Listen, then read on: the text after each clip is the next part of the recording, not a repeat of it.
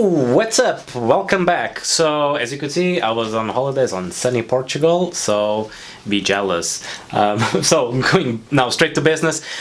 Last video I actually showed you guys the Aromomizer Ragnar, which is a beast of a device, all modular, all singing and dancing and everything, but I didn't have the device to put it on, so I decided to follow suit and I got myself the Steam Crave Hadron 220, and also to make it even better, I got the Squonk backpack as well. So we're gonna set up all of this and give it a breakdown, so stay tuned.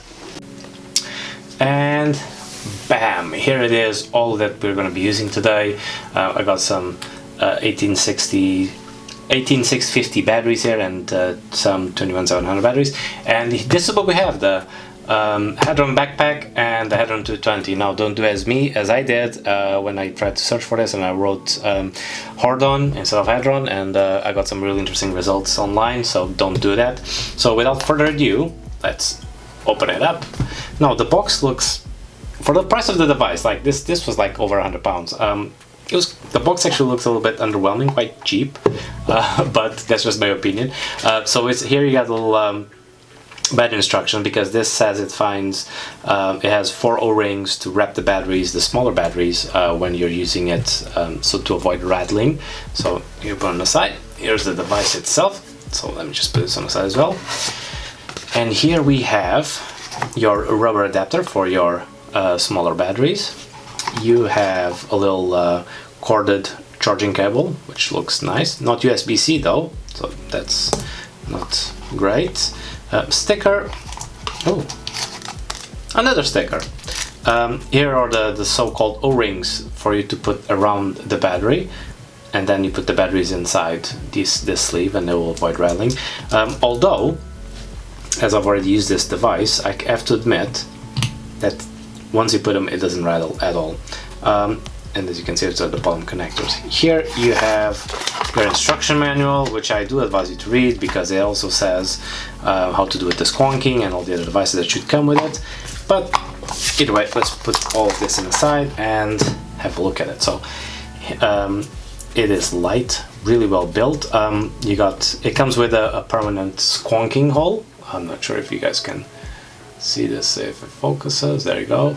You got the little hole and this little anti-scratch plate. You got this rubber area here, okay, there you go, that you can just take off, and this is where the backpack attaches to. So you put the backpack in and then the liquid goes from here and it comes out of here. You got your display with your fire button. You got these little 3 buttons here, which I'll explain later what they do, and you got your charging port here at the bottom. And here you have your battery port with the sticker that is also ultra satisfying to take off. There you go. Alright, so it is a flap, spring-loaded flap. So you can see here on the inside you got your positive and your negative really well marked, and you also have it here in the front cover. Let's see if this actually zooms in. You can see, yeah, it's really well indicated, the positive and the negative. Okay, so first of all, excuse me, let's just put the 21700 batteries, and we're gonna put one like this and one like this. and then as soon as you close it, it turns on. As you can see, you got your Steam Crave symbol here. It says Steam Crave, and here is the device itself. Now, when it comes down to the device and the options on it, just focus this in. There you go. Here you have your display. There you go. So it shows the resistance of the coil here at the top. It shows, oh, this is going to be interesting. Okay, it shows the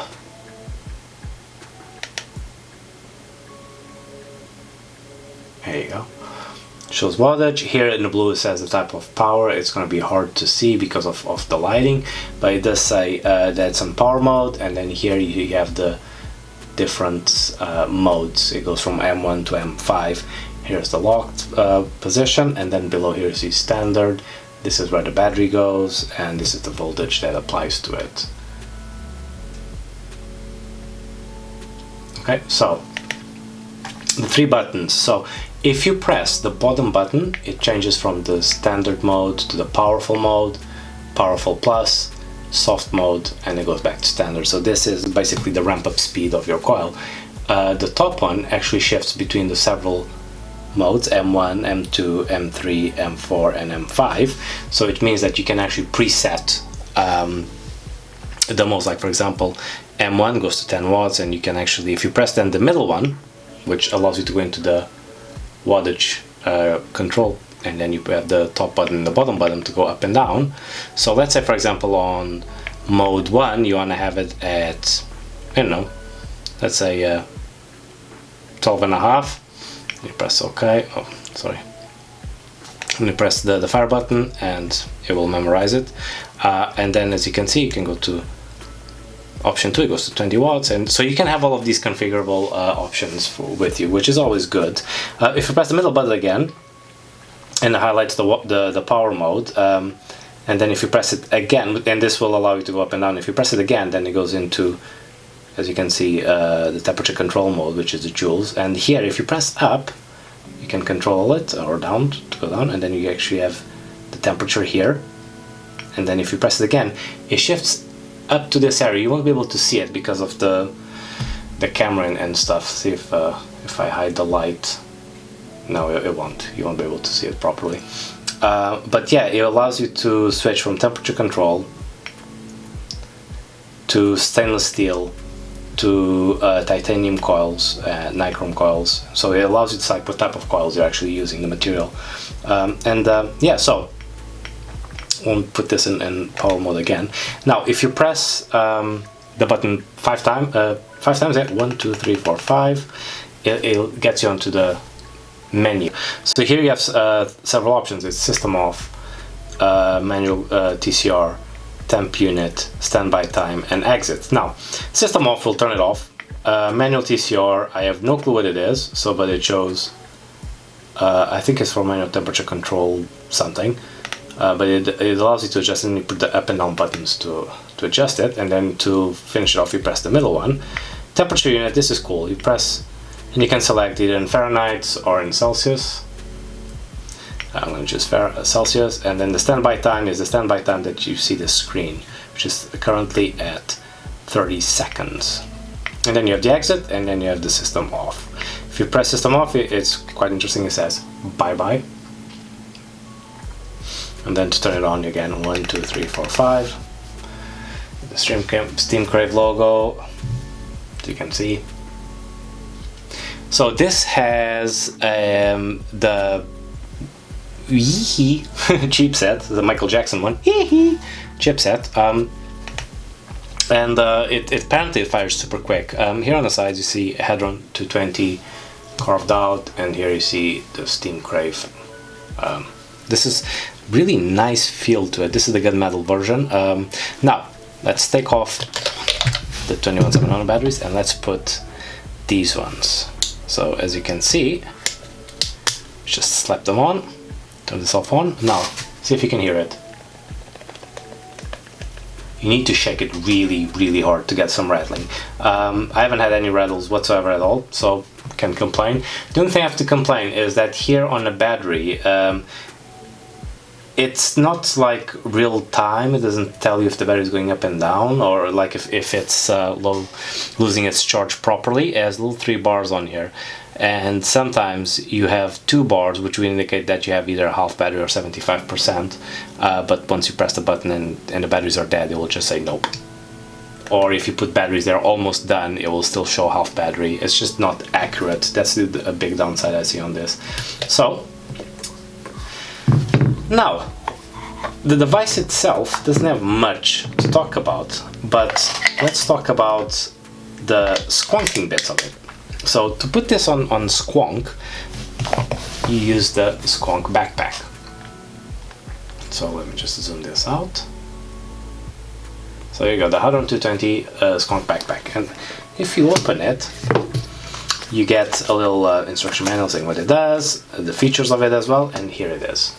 As you can see, a little bit of liquid in here. I already put on some liquid on, but inside the box you have several little rings. You got a little sticker, and you got all the stuff that you need to make this squonkable, which is interesting enough. The Hadron itself doesn't come with a spare rubber, but the Squonk backpack comes with one, which is interesting. It also comes with 2 screws and 2 extra rubbers. These red rubbers here are to be used here at the top, so just to cover this area here, and that's exactly what we're going to be doing. So first things first, let's get this rubber out, this little O-ring, and you literally just place it here, and that's it. See, all nicely done. The Squonk backpack has this little plug that you pull out, so that allows the liquid to go in, and this is literally a slap it on and it works. So basically you just put it on until it clicks. There you go. It's actually quite stable. It comes with screws. If you want to use this as a permanent Squonk backpack, it does come with these 2 screws, the smaller one that goes in this hole and the larger one that goes in here, although they don't give you any tools to do it. So I would suggest using it, but I would suggest using like a proper screwdriver, because it just makes it weird to not this one. This one is actually quite nice and easy to tighten, but the top one is quite flimsy, and as you can see, you have to put it like on the side. Oh, slid right through. I'm lucky. Look at that. And now you just have to tighten it up.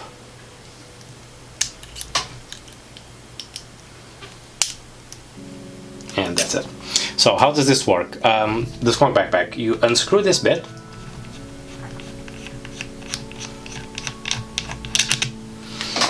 you grab your bottle of liquid, just fill it in. You can see the level rising up here. Once it reaches maximum here, you can see it here how it goes. So once it's done, all you need to do is close this, and you give it a couple of pumps to, you know, pressurize it, and then liquid will come out here. It will always, I think every time you press, it's going to be 4 mils of liquid that comes out. And for the squonking bit, you can use a completely normal Squonk RDA. So there you go. So if you press it here, and this is going to make a mess, as you can see, the liquid comes out from the middle. Now let me just dry this out. It's going to be, oh, this is nasty. Now be careful when you dry it out if you do it like this, because once you can actually pull the O-ring off, and that's a really fast way to lose an O-ring. So don't do that. So let me just put this in, and now what I'm going to do is I am going to show you guys how this actually works with the aromomizer. So you have your mesh in the Squonk configuration, and you align this with the little holes. There you go. Now I'm going to take the top of this off so you guys can actually see the squonking process. So you can see it will do this from the middle. So let me just attach this. Okay, so here you'll be able to see the cotton getting wet right from the middle if I press the button. See? There you go. So this is how the squonking function works. It goes from the middle of the cotton and not from the sides like all mesh coils. Like it works with most mesh coils, it actually goes from the middle up, which for me is an amazing feature because it just avoids the dry hit. So now let me just wrap this up and give it a couple of tries and see how this goes. Okay, so as I usually say, moment of truth. Let's see how this behaves. Nice. Fires super fast. Can't complain. The only thing I can complain about this is that when the battery starts running low, it takes a little bit longer to ramp up, but that's with every single device. Another con that I would have to say, and I'm already starting with pros and cons, is this battery indicator, which it's not like reliable whatsoever. Just don't trust it. It's just weird. When it's full, and when it's empty, it still shows half battery, so you just can't take it for granted. Pros on this. I love the Squonk backpack. I love the fact that you can even, for example, take the RDA configuration and put the RTA, and it'll still allow you to have the Squonk backpack. Of course, don't press the button, otherwise it will leak everywhere. People complain that this is too big. I disagree. It just feels good on the hands. People also complain that this is heavy, and although it does have some weight to it, my Geek Vape G-Box is actually heavier and it takes smaller batteries. So all in all, it's really good. And look at this. It just looks nice. I love the feature of the backpack that you can just take it off if you just want to have one in RTA configuration, or you can just slap it on if you want to have an RDA with Squonk, or you can even use any other Squonk devices. They'll work fine. The pump mechanism, for me, absolutely perfect. One of my big things is I'm a Squonker, or well, I'm more of an RTA person, and then if you have to categorize it, put Squonk afterwards and then dripping. One of the reasons I don't do much squonking is because either I have like the G-Box, which is like too hard of a squonking bottle, or you got the Vendy Vape ones, which only have one battery and they just die quickly because I do vape at really stupid wattage. This one, you can put the 21700s on it. It will last you forever. And with the Squonk bit, you don't have to worry about, like opening it up, taking the bottle out, or having like a Squonk bottle and then just doing all the malarkey. Just unscrew this and pop it up. It's a little bit similar like the, what's it called? The topside dual. Or the topside single, where you Squonk it from the top. But in this case, you can actually just take it off. So I just love it. For me, this is now my go-to device. So either way, this is all I have for you guys today. So you know the drill. Follow me on all social medias, yada yadas. Click like, subscribe, and I shall see you all next week. Take care.